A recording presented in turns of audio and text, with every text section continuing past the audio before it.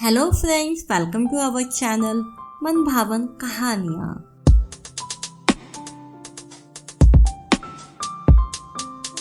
नहीं आरव, ये काम मुझसे नहीं होगा। प्लीज़ मुझ पर दबाव मत डालो। विनी, प्लीज़ समझने की कोशिश करो। इसमें कोई बुराई नहीं है। आजकल तो आम बात है। इस छोटे से काम के बदले में हमारा पूरा जीवन आराम से गुजरेगा। अपना खुद का घर लेना सिर्फ मेरा ही नहीं, तुम्हारा भी तो सपना है ना। हाँ, सपना ज़रूर है, पर उसके लिए ये मुझसे नहीं होगा। मुझसे ऐसी उम्मीद ना रखना। विनी, दूसरे पहलू से देखा जाए तो ये एक नेक काम है।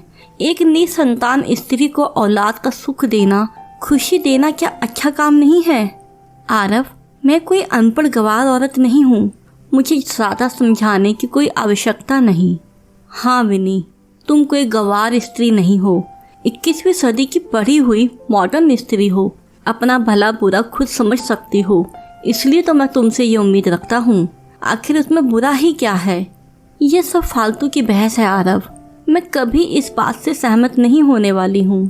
विनी, तुम अच्छी तरह जानती हो, इस नौकरी में हम कभी अपना घर खरीदने की सोच भी नहीं सकते। पूरा जीवन हमें किराए के मकान में ही रहना होगा। और कल जब हमारे अपने बच्चे होंगे तो उनको भी बिना पैसे हम कैसे अच्छा जीवन दे पाएंगे? ये भी सोचा है कभी? समय समय की बात है आरव, वक्त सब कुछ सिखा देता है। लेकिन विनी, जब रास्ता सामने है तो उस पर चलने के लिए तुम तैयार क्यों नहीं? आखिर ऐसा करने में कौन सा आसमान टूट पड़ेगा?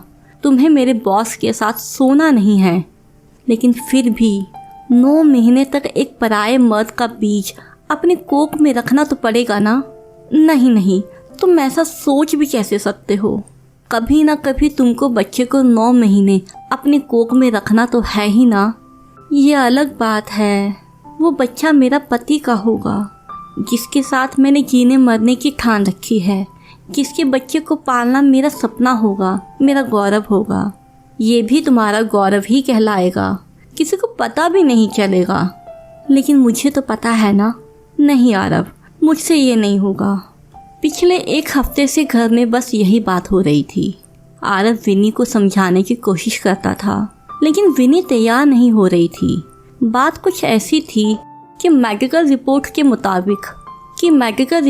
मुताबिक आरव के बॉस की पत्नी को बच्चा नहीं हो सकता था और साहब को किसी अनाथ बच्चे को गोद लेने का विचार पसंद नहीं था। न जाने किसका बच्चा हो, कैसा हो, उन्हें सिर्फ अपना ही बच्चा चाहिए था। साहब ने एक बार आरव की पत्नी विनी को देखा था। साहब को सरोगेट मदर के लिए वो एकदम योग्य लगी थी। इसलिए उन्होंने आरव के सामने एक प्रस्ताव रखा। यूं तो हॉस्पिटल में किसी साधारण औरत को तैयार करने के लिए भी वो राजी थे, पर साहब को लगा कि उन औरतों में बीमारियां भी हो सकती है और वे बच्चे की गर्भ में सही से देखभाल ना करेंगी। प्रस्ताव के मुताबिक अगर विनी सरोगेट मदर बनकर उन्हें बच्चा देती है तो वे आरव को एक बढ़िया फ्लैट देंगे और साथ ही उसको प्रमोशन भी मिलेगा। बस इसी लालच में आरव विनी के पीछे पड़ा था और विनी को कैसे भी करके मनाना था। ये काम आरव पिछले 1 हफ्ते से कर रहा था, लेकिन इस बात के लिए विनी को मनाना आसान नहीं था। आरव कुछ भी करके अपना सपना पूरा करना चाहता था, लेकिन विनी मानने को तैयार नहीं थी। विनी, इतनी छोटी सी बात ही तो है, फिर भी तुम क्यों समझ नहीं रही हो? आरव, छोटी बात तुम्हारे लिए होगी, मेरे लिए या किसी भी औरत के लिए ये छोटी बात नहीं है। पराये मर्द का बच्चा अपनी कोख में रखना, 9 महीने तक उसे झेलना कोई आसान बात नहीं। मातृत्व का जो आनंद उस अवस्था में एक स्त्री को होता है, वो इसमें कहाँ? अपने बच्चे का सपना देखना, उसकी कल्पना करना, अपने भीतर एक रोमांच का एहसास करना, जिसके बलबूते पर स्त्री प्रस्तुति की पीड़ा हंसते हंसते झेल सकती है, ये सब इसमें कहाँ है? आरव, एक स्त्री की भावनाओं को आप लोग कभी नहीं समझ सकते और मुझे कुछ समझना भी नहीं है। आरव थोड़ा झुंझला गया। फालतू में छोटी सी बात को इतना बड़ा स्वरूप तुमने दे रखा है। ये सब मानसिक और दख्यानुसी बातें हैं और फिर जीवन में कुछ पाने के लिए थोड़ा बहुत खोना भी पड़ता है। यहाँ तो सिर्फ तुम्हारी मानसिक भावना है, जिसे अगर तुम चाहो तो बदल भी सकती हो। बाकी सब बातें, सब विचार छोड़ दो। सिर्फ और सिर्फ अपने आने वाले सुनहरे भविष्य के बारे में सोचो, अपने घर के बारे में सोचो। यही सोचो कि कल जब हमारे खुद के बच्चे होंगे तब हम उनका पालन अच्छे से कर पाएंगे। और कुछ नहीं तो अपने बच्चे के बारे में सोचो, अपने बच्चे के लिए माँ क्या क्या नहीं करती है। आरव साम दाम दंड भेद कोई भी तरीका छोड़ना नहीं चाहता था। आखिर ना चाहते हुए भी विनी को पति की बात पर सहमत होना पड़ा। आरव की खुशी का ठिकाना ना रहा। अब बहुत जल्द सपने पूरे होने वाले थे। अब शुरू हुए डॉक्टर के चक्कर और रोज रोज अलग टेस्ट। आखिर 2 महीने की मेहनत के बाद तीसरी बार में साहब के बीच को वीना के गर्भाशय में स्थापित किए जाने में कामयाबी मिल गई। IVF के तीसरे प्रयास में आखिर सफलता मिली। विनी अब प्रेग्नेंट हुई। साहब और उनकी पत्नी ने विनी को धन्यवाद दिया। विनी को डॉक्टर की हर सूचना का पालन करना था। 9 महीने तक अपना ठीक से ख्याल रखना था। विनी के उदर में शिशु का विकास ठीक से हो रहा था, यह देखकर सब खुश थे। लेकिन विनी खुश नहीं थी। रह रहकर उसे लगता था कि उसके भीतर किसी और का बीज पनप रहा है। यही विचार उसे रात दिन खाया जा रहा था। जिंदगी के पहले मातृत्व का कोई रोमांच, कोई उत्साह उसके मन में नहीं था। बस अपना कर्तव्य समझकर वो सब कुछ कर रही थी। डॉक्टर की सभी हिदायतों का ठीक से पालन कर रही थी। बस उसके भीतर जो अपराध भाव था उससे वो मुक्ति नहीं पा रही थी। लाख कोशिश करने पर भी मन को वो समझा नहीं पा रही थी। आरव पत्नी को समझाने का, खुश रखने का भरसक प्रयास करता रहता, पर एक स्त्री की भावनाओं को, उस एहसास को पूरी तरह समझ पाना पुरुष के लिए शायद संभव नहीं था। वीना के गर्भ में पल रहा पहला बच्चा था, पहला अनुभव था। लेकिन अपने खुद के बच्चे की कोई कल्पना, कोई सपना कहाँ संभव था।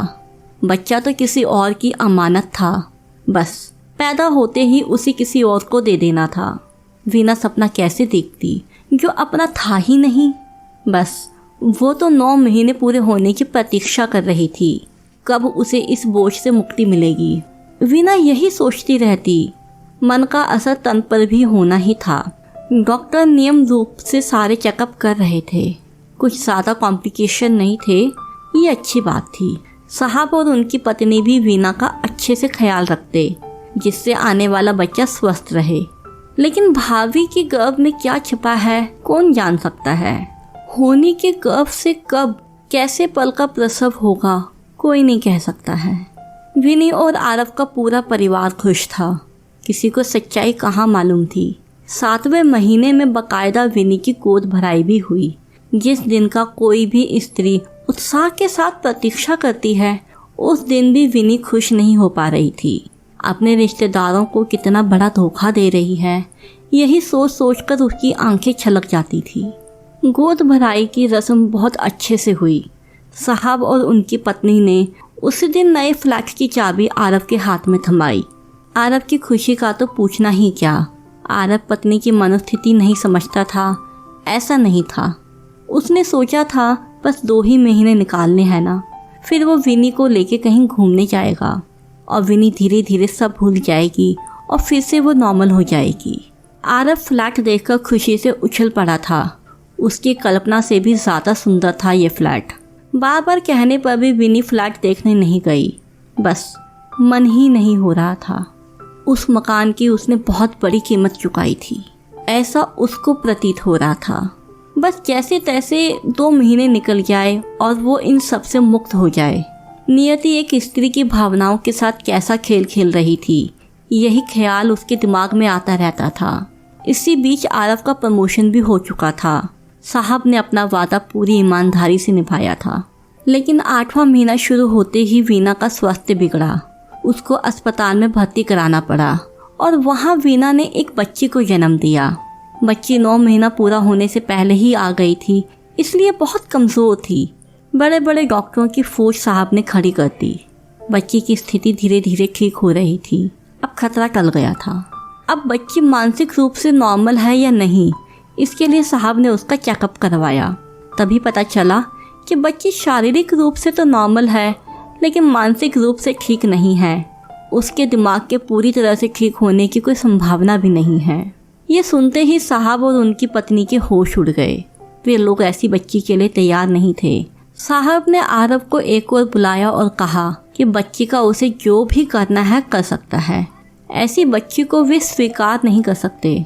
अगर उसको भी ऐसी बच्ची नहीं चाहिए तो वो उसे किसी अनाथ आश्रम में छोड़ आए।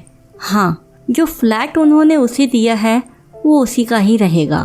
वे उस फ्लैट को वापस मांगने वाले नहीं हैं। आरव को कुछ समझ में नहीं आ रहा था कि उसे क्या करना चाहिए। साहब और उनकी पत्नी तो अपनी बात करके चले गए।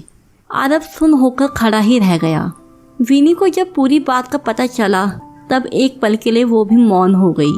उसे कुछ समझ नहीं आ रहा था कि अब क्या करे। तभी नर्स आकर बच्ची को विनी के हाथ में थमा गई। बच्ची को भूख लगी थी, उसे फीड कराना था। बच्ची का मासूम स्पर्श विनी के भीतर तक छू गया। आखिर अपने ही शरीर का एक अभिन्न हिस्सा थी बच्ची।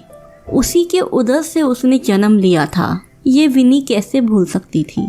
बाकी सब कुछ भूलकर विनी ने बच्ची को छाती से लगा लिया। सोई हुई ममता जाग उठी। दूसरे दिन आरव ने विनी के पास से बच्ची को लेना चाहा और कहा, साहब उसे अनाथ आश्रम छोड़ाएंगे और वहाँ उसकी अच्छी देखभाल का बंदोबस्त भी करेंगे। मुझे भी यही ठीक लगता है। सॉरी आरव, ये मेरी बच्ची है, मैंने इसे जन्म दिया है, ये कोई अनाथ नहीं है। विनी ने दृढ़ता से जवाब दिया। पर विनी, पर कुछ नहीं आरव। पर विनी, ये बच्ची मेंटली रिटायर्ड है, इसको हम कैसे पालेंगे? जैसे भी है मेरी है, मैं ही इसकी माँ हूँ। अगर हमारी बच्ची ऐसी होती तो क्या हम उसे अनाथाश्रम भेज देते? लेकिन विनी, सॉरी आरव, आज कोई लेकिन वेकिन नहीं। एक दिन तुम्हारी बात मैंने स्वीकार की थी, आज तुम्हारी बारी है।